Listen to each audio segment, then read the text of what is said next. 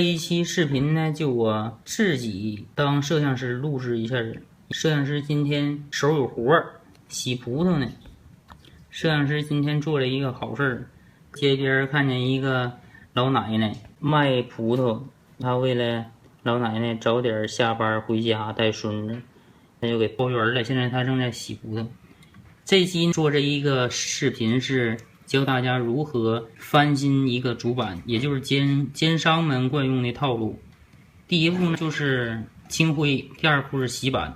下面我們開始，這是一個大家看啊，這是一個华硕的一個主板。順便講一下是如何清潔這個顯卡。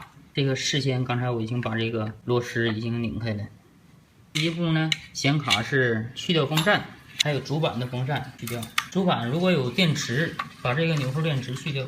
這個地方之後呢，把這個 CPU 卸下来，拆掉內存條。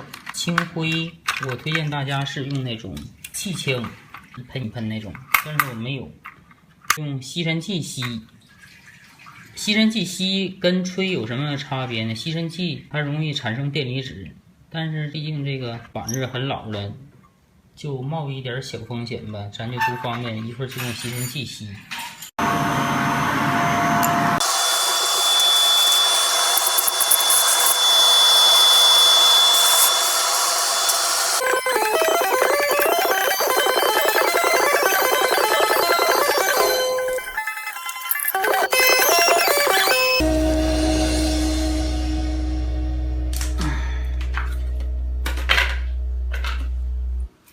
之後呢，甩一甩，把这个多余的水分给它甩掉。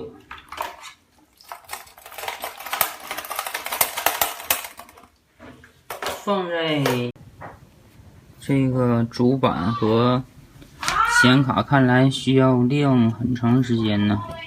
因為今天本來就是比較陰的天氣，現在又比較晚了，所以呢，就這一期就先錄到這兒。我下一期或者是在這個投稿下面的第二視頻會加一個水洗之後晾乾上機的一個測試。